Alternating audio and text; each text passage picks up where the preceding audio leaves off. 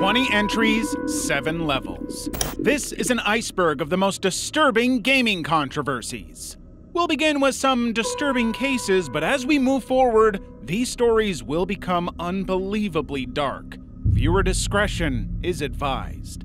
Now, let's start at the tip of the iceberg. Level 1. Battlefront 2's loot boxes. In Star Wars Battlefront 2, you get to play as Luke Skywalker or Darth Vader in huge battles across planets. But the game launched with loot boxes, which quickly turned into a major source of frustration. A loot box is like a slot machine. You never know what item you're gonna get. But EA took things to a whole new level when they made these boxes super expensive and unfulfilling. First of all, players had to pay an outrageous amount for them. It was either that or 40 hours of gameplay to unlock a single hero. Nobody has that much time or patience. But imagine spending $50 on a box only for it to have the most random basic items. It meant that you had to grind harder before you got another box. The game wasn't just rewarding those who paid, it was actively punishing everyone who didn't. The second issue was the way these loot boxes were designed. These weren't some quirky skins or cosmetics, but items that could impact the outcome of your next battle. You could actually win or lose because of the box you opened. This meant that certain players had an advantage over you, while all you could do was deplete your wallet or sit in front of the computer for hours to make up for that progress, which was deeply unfair. EA was already being criticized for its loot boxes in FIFA games, but when it pulled the same stunt with Star Wars, fans lost it, as Star Wars fans sometimes do. People felt it was and the backlash was huge. This was straight up gambling involving younger kids.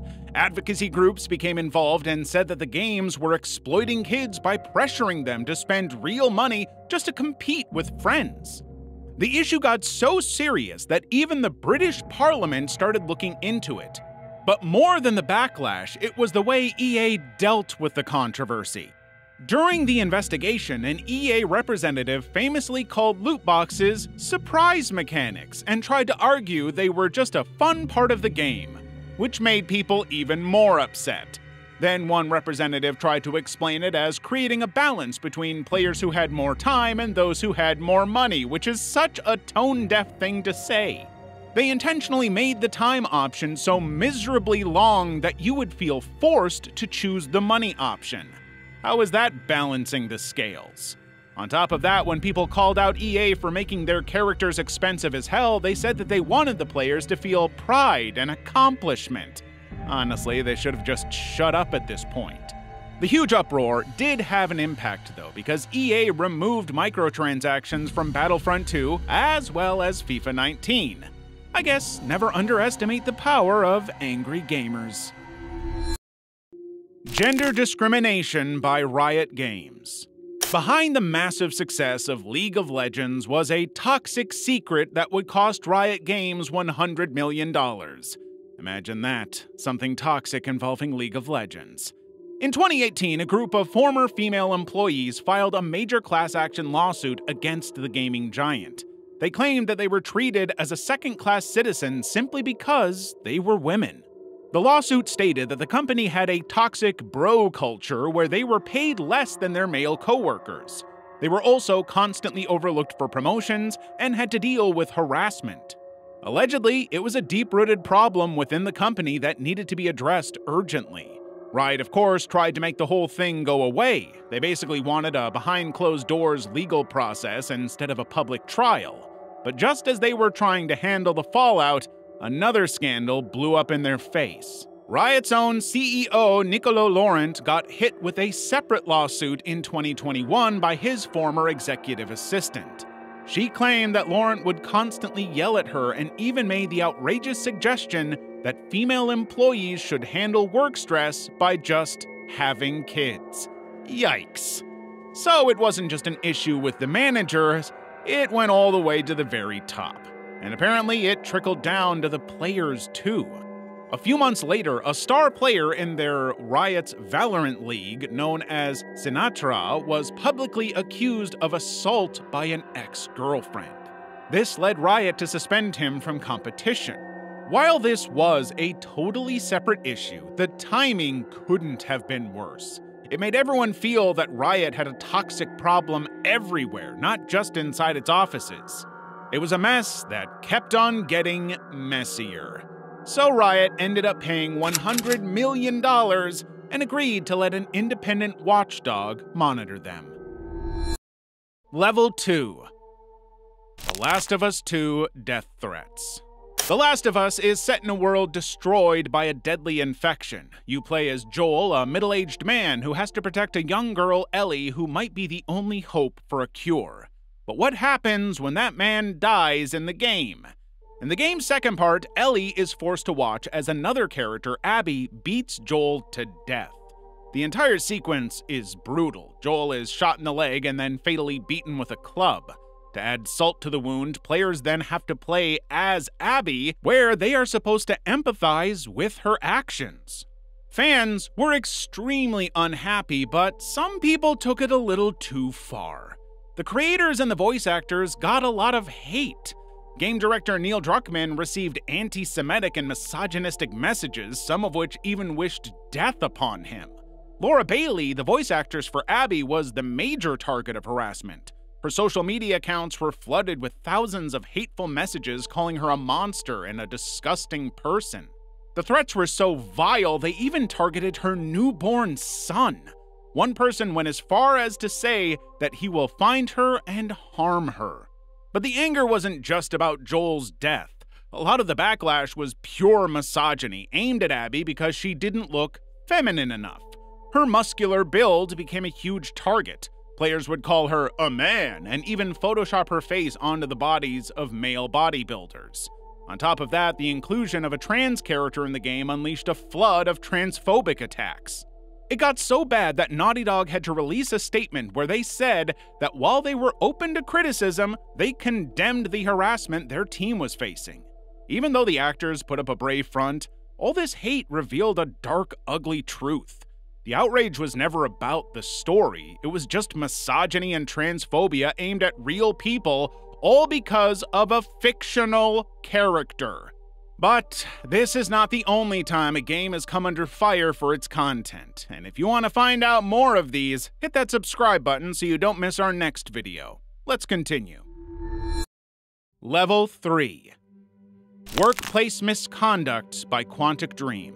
Quantic Dream is the mastermind behind games like Heavy Rain and Detroit Become Human, but in 2018, a massive controversy cast a dark shadow over their legacy. It all started when 3 French news outlets published bombshell reports describing the company as a gross boys club with a deeply toxic corporate culture. These weren't just vague complaints. The reports were filled with specific, shocking allegations against the studio and its founder and co-CEO.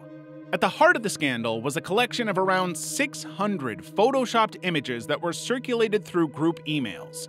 Many employees found their faces pasted onto explicit images, offensive outfits. When the company heads were asked about these pictures, they claimed they were unaware that some of them were offensive. The fact that the leadership allowed these images to exist for years is disgusting to say the least. David Cage, the CEO of Quantic Dream, has long been criticized for objectifying women in his games. Former employees said that whenever they tried to warn him about misogynistic or controversial content in the games, he simply wouldn't listen. But Cage's humor was as tasteless as his judgment, and he was known to make homophobic and racist jokes. One source claimed that after watching security footage of a burglary, Cage asked his Tunisian employee if the robber was his cousin. Quantic Dream categorically denied every allegation and called the reports a smear campaign.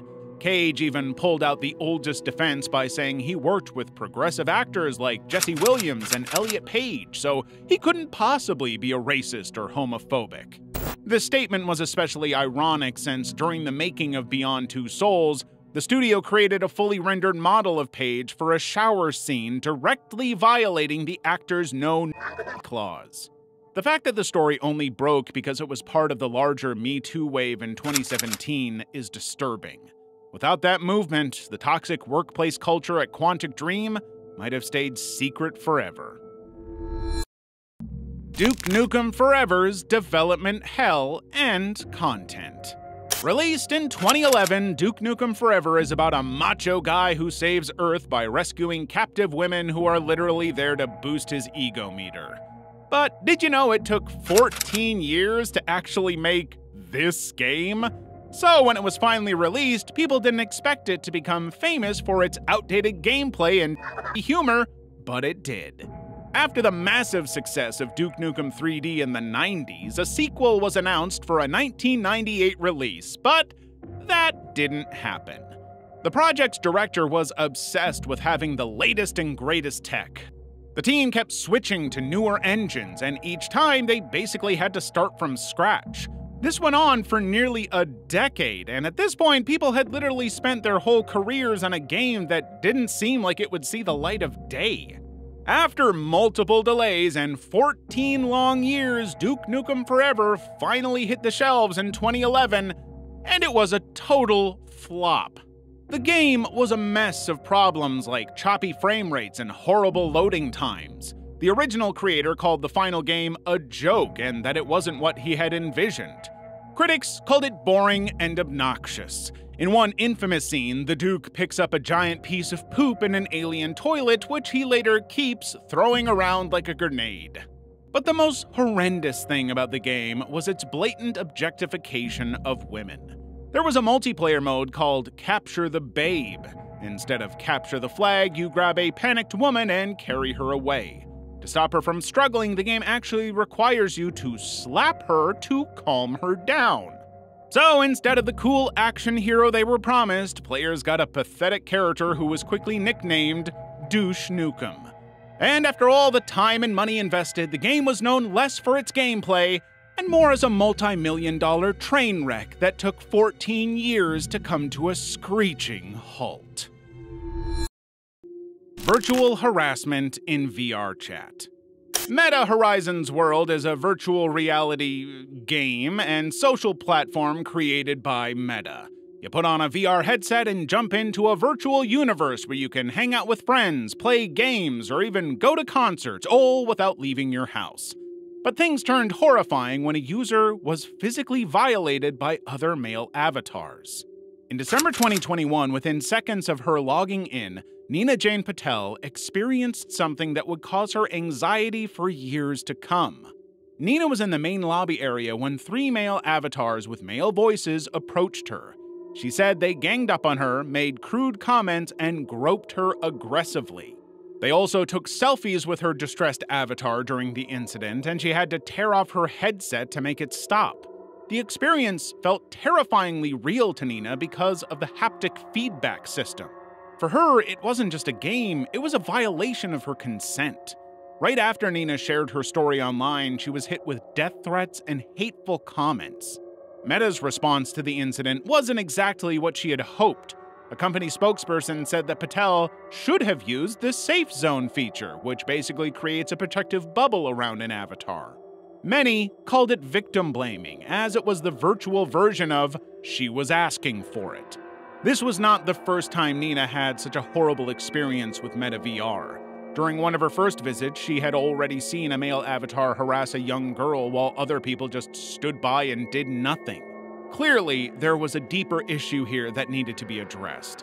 But all users got was a personal boundary feature that Meta added as default for each avatar. Fast forward to early 2024, and the problem was tragically proven to be far from solved. A teenage girl in the UK had her avatar allegedly violated in Metaverse, an incident so severe it triggered a real-life police investigation.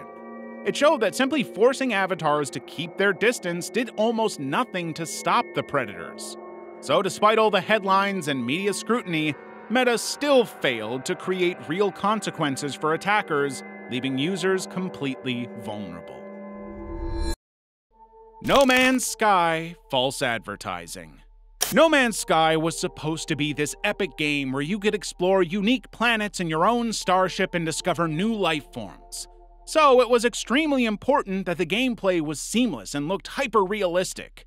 The problem was, the game that launched was a huge letdown, and not at all what Hello Games had promised. There were so many cool features that were shown in trailers but were missing in the game. The exotic wildlife seemed like a weird mashup of different body parts. There were so many bugs that players would get stranded on planets or keep falling through the map. After selling over 1 million copies in the first week, the player base nosedived. Fans were so angry that the studio was getting hammered with death threats and even bomb threats. It got so serious that the developers had to stay in touch with cops at Scotland Yard. Sean Murray, the creator of the game, received a death threat from one man because the butterflies shown in a promotional trailer were not in the final version. The UK's Advertising Standards Authorities also received multiple complaints from players who felt the game was falsely advertised. The ASA had to launch an official investigation but ultimately cleared Hello Games on technical grounds. Sean later admitted that they were running out of time and money and that his biggest regret was getting carried away in his interviews, which set expectations way too high for a game they couldn't deliver. After the backlash, the developers made a choice. Instead of cutting their losses, they spent the next few years fixing the game and ultimately delivering the version they had originally promised. Level 4. Scum's Nazi Tattoos. Launched in 2018, Scum lets you play as a prisoner who has to fight other players and zombies for a twisted reality TV show. Your goal is to survive by finding food, crafting weapons, and killing pretty much anything that moves on the island. But in their efforts to create a realistic prison culture, the creators went a little too far. Shortly after the game's release, players discovered that the supporter pack lets you give your character tattoos with fascist symbols. The specific tattoos included the numbers 14 and 88, which are well-known neo-Nazi codes. Another tattoo had an iron cross and a skull, which is also used by white supremacist groups. Initially, the developers defended their decision, saying that the game was just a parody of reality TV and not something to be taken seriously. But it became so controversial that the game's publisher, Devolver Digital, publicly apologized, saying it doesn't support any hateful symbols. The developers then also apologized and said they were just trying to make the game's criminals feel more realistic, but that realism clearly backfired. The problem was, Scum's a multiplayer game, and without any real story, these tattoos had no purpose. People were concerned that actual bigots would use these symbols to express their real-life hate. After this massive controversy, the tattoos were then completely removed from the game. Death Race Controversy. Death Race was a controversial arcade game from the 70s where you drive a car to run over stick figures called gremlins. Once you hit a gremlin, it would scream and turn into a tombstone. The whole point was to get the highest score by running over as many gremlins as you could before the timer ran out. But the game received a response the creators were probably not expecting. Death Race 2000, a similarly violent movie, had come out just a year before. The film starred Sylvester Stallone, and the characters had to run down pedestrians to gain points. Naturally, everyone assumed the game was based on the film. To make matters worse, the game's graphics were so basic the gremlins looked like stick people, so people got freaked out. Major media outlets like the Associated Press and 60 Minutes ran stories about this sick game where you get points for running over people. A psychologist even compared the game's players to aggressive criminals he had worked with, while General C. Everett Koop blamed Death Race for causing violence. One newspaper even ran a photo of a little girl playing and asked if the game would encourage her to cut pedestrians down on real highways later. Other game makers at the time were not thrilled either, as they felt Death Race was giving the whole industry a bad name. Nolan Bushnell, Atari's founder, said the company had a strict policy against violence toward people, and Death Race crossed that line. But what happened next was even more shocking and frustrating. Exidy, the game's developer, leaned into the controversy and called the game humorous. Apparently, they all loved the negative press as it made people want to play it. The company's marketing head, Paul Jacobs, infamously said that if people get a kick out of running down pedestrians, then they should be allowed to do it. And so, in a wild twist, all that moral panic did the exact opposite. The The game went from being a flop to a massive hit, making the company millions. Blizzard's Hong Kong controversy. For decades, Blizzard had cultivated a pro-player image and were seen as the good guys of the industry. But in 2019, that perception shattered overnight. It all began when Blitzchung, a professional Hearthstone player, made a bold political statement.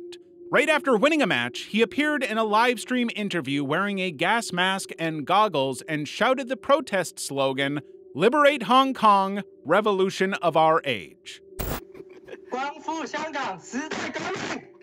At the time of this interview, public protests were happening in Hong Kong against a proposed law that would allow citizens to be sent to mainland China for trial. This was seen as a major threat to Hong Kong's autonomy. Even after the local government eventually backed down on the bill, the movement grew into a much larger call for liberation. The livestream cut almost immediately, but Blizzard's response was incredibly harsh. They took back Blitzchung's prize money, which was $10,000, and banned him from all professional competitions for a year. The two broadcasters conducting the interview were also fired.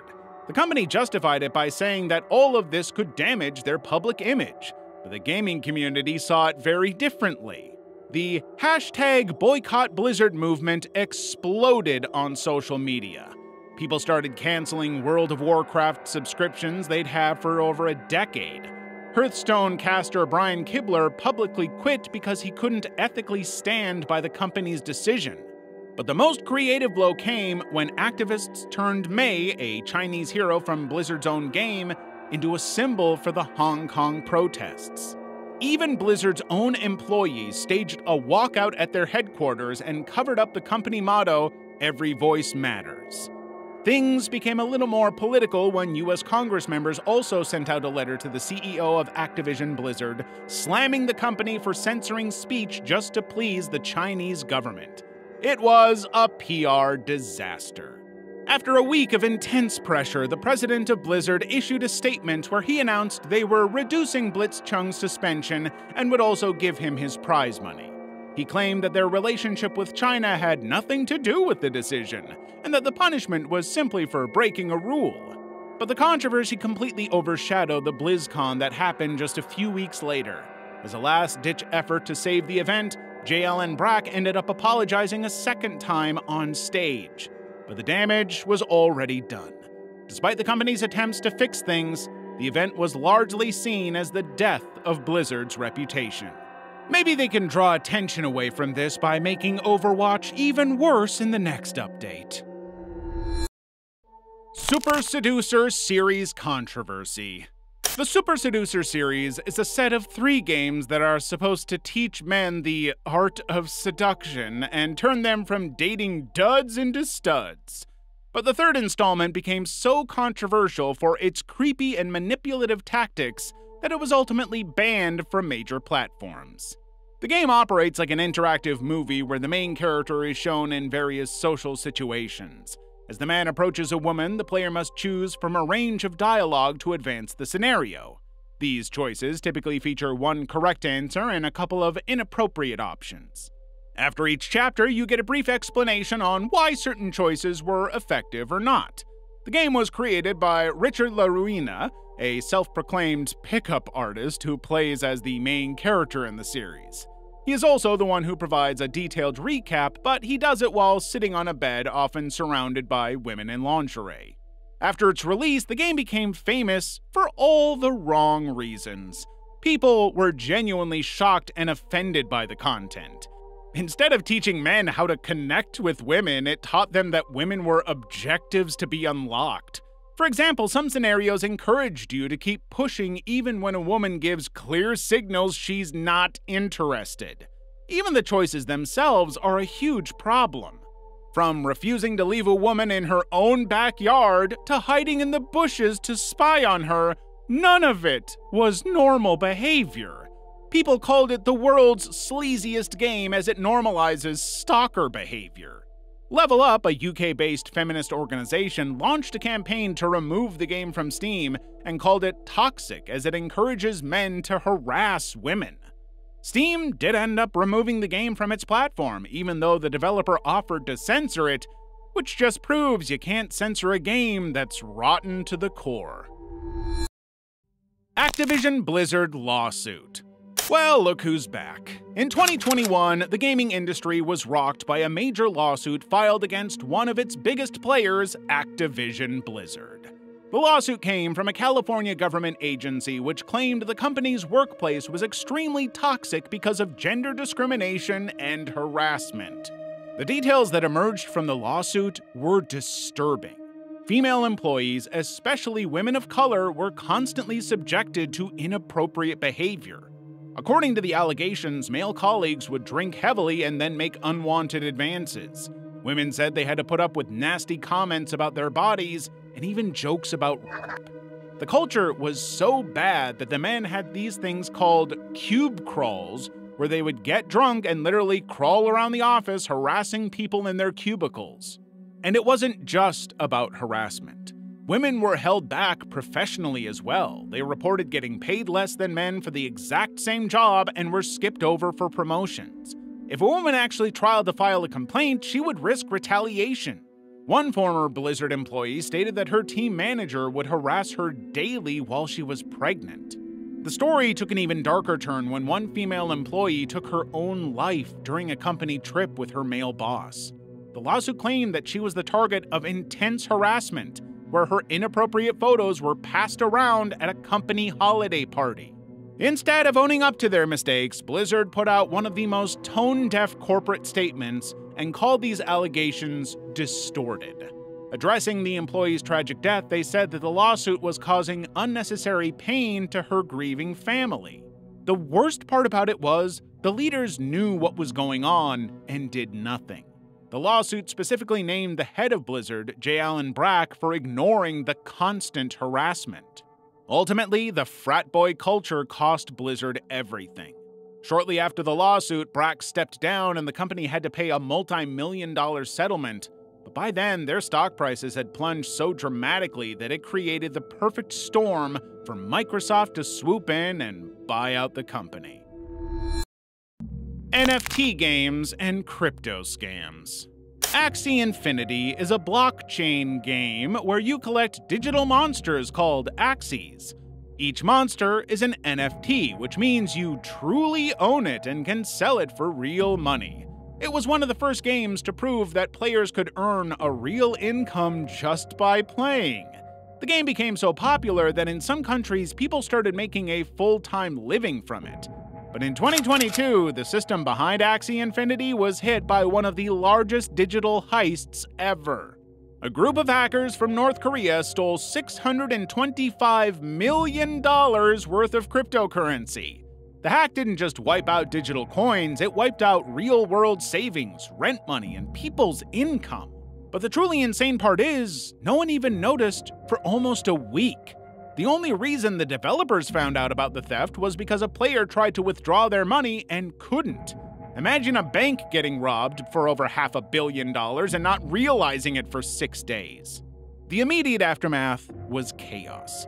Players who relied on the game for income were completely cut off, and their trust in the entire play-to-earn model was shattered. Sky Mavis, the company behind the game, took full responsibility for the incident and announced they would pay everyone back.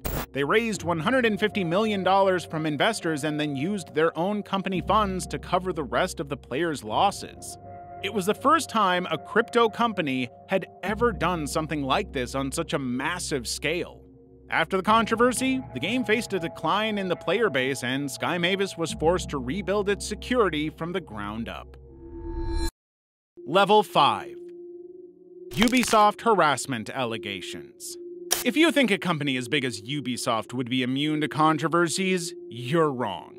In 2020, the video game publisher was hit by a series of disturbing allegations that ranged from inappropriate comments to outright assault. The company's chief creative officer was widely known in the workplace for his misogyny and homophobia. In the allegations, he was accused of d***ing other employees by giving them space cakes without their knowledge. Later, a court found he would also make his female assistants perform personal tasks, like picking up his daughter from school or buying him peanuts. In the trial, he justified himself by saying, "It's what we see in films." Even the company's vice president was accused of severe misconduct. He was found guilty for making an employee do a headstand in a skirt. He would also greet people with gendered insults and would often try to touch people's genitals as a game. His excuse was that he simply believed he was treating people with respect. Another vice president resigned after he was accused of choking a female employee at a work party and pressuring women into doing explicit acts. All these men were enabled because the system did nothing to help the victims, and the HR department was repeatedly accused of not acting on complaints.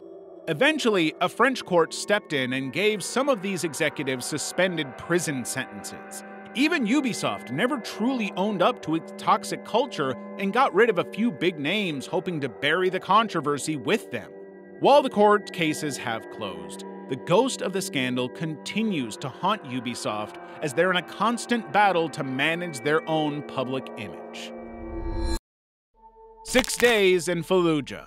6 Days in Fallujah is a first-person shooter game where you play as a U.S. Marine deployed in Iraq.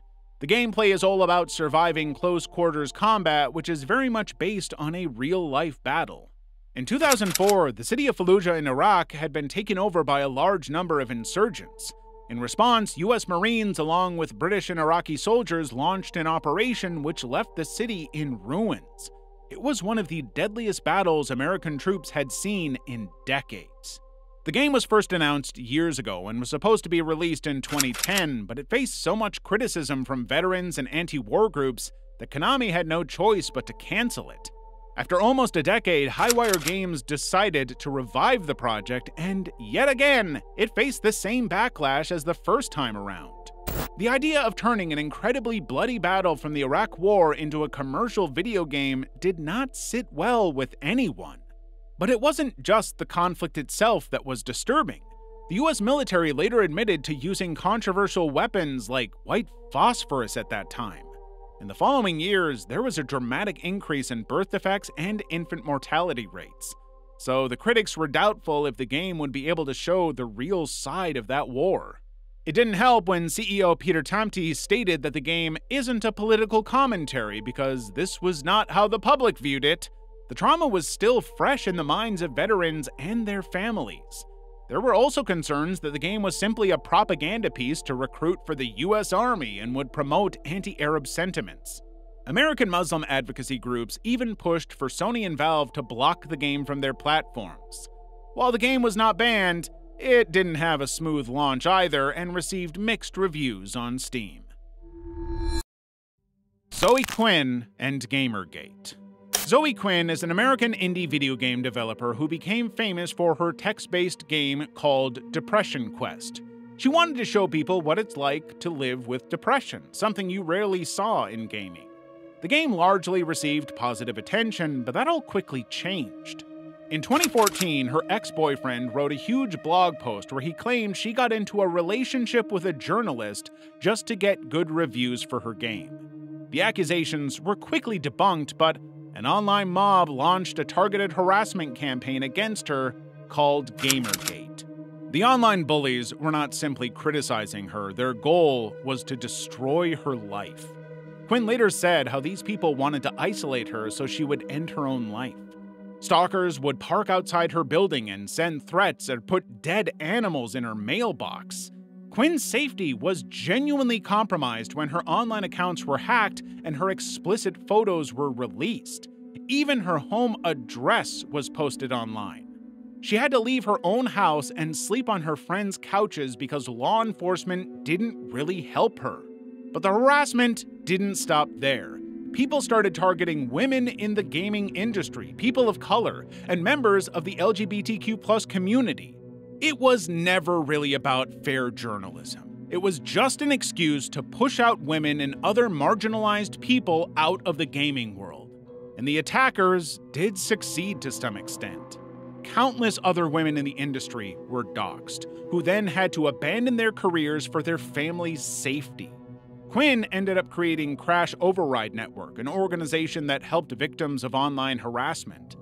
but that also dissolved in 2018 because running the crisis center became too emotionally draining for her. Level 6. GTA 5 manager arrested for human trafficking.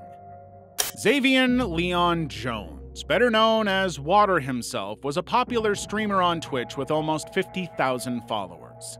He roleplayed as the character JoJo in various GTA 5 servers and was also the manager of Sean Fontano, the actor who plays Franklin in GTA 5, so he was pretty well known in the Twitch community. But that all came crumbling down in 2024 when he was arrested for human trafficking. At the time, he was 23 years old. The details of his arrest are deeply disturbing. The case reportedly involved 5 teens, one of whom was 16, and others were as young as 12. The charges were pretty severe as they involved explicit activities. Allegedly, Jones used his online platforms to contact and traffic his victims. People were horrified by the fact that a known streamer was victimizing real people. Twitch banned his channel permanently and wiped his content from the platform. Other fellow streamers and YouTubers also condemned him, as the entire community felt a deep sense of betrayal. One Twitter user called him a real-life villain. The most chilling part of this story was how Jones built a following that included young fans, only to exploit that trust in the worst way imaginable. Xavier Jones was indicted by a grand jury, and as of 2025, he is awaiting trial. If convicted, he could face a prison sentence of 10 to 20 years. Sky Williams house allegations. Sky Williams was a YouTuber, a stand-up comedian, and a massive personality in the League of Legends and Super Smash Bros. Communities. He was also famous for creating the Sky House, a communal space where gamers could live and collaborate. At that time, getting an invitation to a Sky House was like getting a golden ticket. That is, until the allegations started coming out. In 2020, just as the hashtag #MeToo movement was gaining momentum, another of former residents came out to reveal some pretty dark things about the houses. Apparently, the spaces were overcrowded, dirty, and were held together by an abusive culture, with Sky Williams at the very top. First, there was the financial exploitation. Sky owed $250,000 to friends and colleagues, which he had borrowed by lying about his father's cancer treatment. In one infamous instance, he also threatened to break people's things unless they paid him $350 in cash. But the financial issues were just the tip of the iceberg. 2 accounts in particular caught media attention. A young gamer named Brandon Woody said he was repeatedly harassed and physically violated by another housemate. Woody alleges that Sky knew what was happening but did nothing, and even discouraged him from going to the police. Even more disturbing is the story of Jacqueline Jisoo Cho. She was a 15-year-old runaway when a 25-year-old player brought her to the house. According to Jisoo, she was groomed by this older man, while Sky would call her things like jailbait. After the allegations, Sky released a 90-minute apology video in which he confessed to the massive debt and creating a toxic environment. However, he consistently framed himself not as the direct but as a bystander who could be a moron, but not a monster. Before the controversy, Sky was a titan in the gaming scene, but after these allegations came out, he went completely dark as his YouTube and Twitch channels were either deleted or deactivated. At that point, his career was effectively dead. Level 7. StarCraft Gaming Marathon and Death. StarCraft is a 90s sci-fi strategy game where you build bases, manage resources, and raise an army to destroy your opponent. Its multiplayer mode is known for being so demanding that it's easy for players to lose track of time. 28-year-old Lee Sung-sop experienced something similar in 2005 when he played StarCraft for nearly 50 hours straight, resulting in an organ collapse. The whole thing went down at an internet cafe in the city of Daegu, South Korea. Lee had set himself up for a gaming marathon, and for the next few days he was completely glued to the screen without proper food or sleep. He only took short breaks to use the restroom and would occasionally nap on a makeshift bed at the cafe. And this is where the story gets even more heartbreaking. Lee's life had been spiraling for quite some time, as he had recently been fired from his job because of his gaming addiction. On top of that, his girlfriend had just dumped him. After 3 days, when Lee didn't come home, his mother called his old work colleagues, who then managed to track him down at the cafe. But Lee said he would go home after finishing the game. And he died a few minutes later. The cause of death was ruled as heart failure due to severe exhaustion. The incident caused serious backlash against internet cafes as well as gaming companies. It was basically a wake-up call for people to stop seeing gaming addiction as just a bad habit and start treating it as a life-threatening issue. A few years later, the South Korean government created the shutdown law, where children under the age of 16 were banned from playing video games at night. Baby starves because of father's gaming binge. In a gruesome tale of neglect and obsession, a South Korean man, Jong, was arrested for a crime that's hard to even believe. In 2015, Jong left his 28-month-old son completely alone at home so he could play online computer games. He then stayed at an internet cafe for 10 straight days. When he finally returned home after a week, he found a horrific scene. His son had starved to death. Instead of calling for help or turning himself in, Jong took his son's body and hid it on his veranda. The body stayed there for almost a month, and then Jong wrapped it in a plastic bag and left it in a flower garden far from his home. It was clear that the father had no remorse, because initially he reported his son as missing to throw everyone off. Soon the police started investigating, and he confessed to what he had done. Police even found the chilling CCTV footage from Jong's apartment building, where he was seen tidying his hair in a mirror, all while carrying a large bag that authorities believed contained his child's body. It was later reported that Jong had just separated from his wife and would spend most of his time in internet cafes. Tragically, this wasn't the first incident in South Korea. In 2010, another couple in Seoul left their infant daughter to starve to death while they spent their nights raising a virtual child in an online game. The baby was allegedly fed only once a day, sometimes with spoiled formula. It's important to remember that games in South Korea are not treated as a hobby, but as a professional sport, and cases like Jong's highlight the fine line between passion and pathological addiction.